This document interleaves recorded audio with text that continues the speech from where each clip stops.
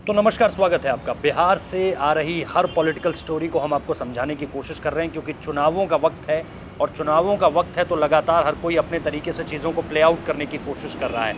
एक और strong messaging Bihar चुनाव से ठीक पहले ये दिल्ली से तस्वीर सामने निकल कर आई है, लेकिन इसका जो इम्पैक्ट है वो पटना तक बहुत आसानी से पहुंचा है, बल्कि पूरे बिहार में इसको लेकर के बातचीत है।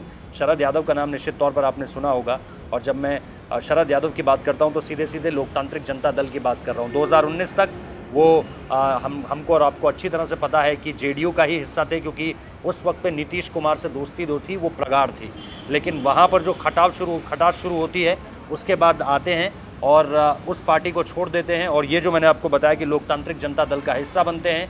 और बीते दिनों से हालांकि उनकी तबीयत बहुत ख़राब थी, लेकिन अब जो खबर निकल कर सामने आ रही है कि उनकी बेटी ने जो है वो कांग्रेस में एंट्री पा ली है, और खबर ये भी निकल कर आई है कि वो विधानसभा चुनाव बिहार से लड़ भी सकती हैं। तो बेटी सुभाषिनी ने ये भी कहा कि उनके पिता जो हैं वो उनकी तबीयत ख़राब होने की वजह से नहीं आ पाए, वरना उनकी भी मौजूदगी यहाँ पर होनी थी।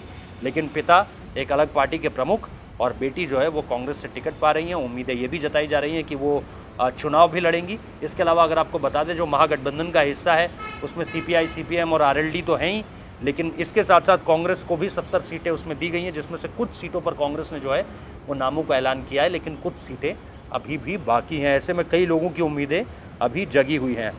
और इसके साथ साथ जो सीपीआई, सीपीएम का मैंने आपको बताया ही, कांग्रेस और राजद के बारे में भी आपको बताया। बिहार में कांग्रेस पार्टी के गठबंधन के तहत 70 सीटें आपको दी गई है, इसकी भी जानकारी दी गई।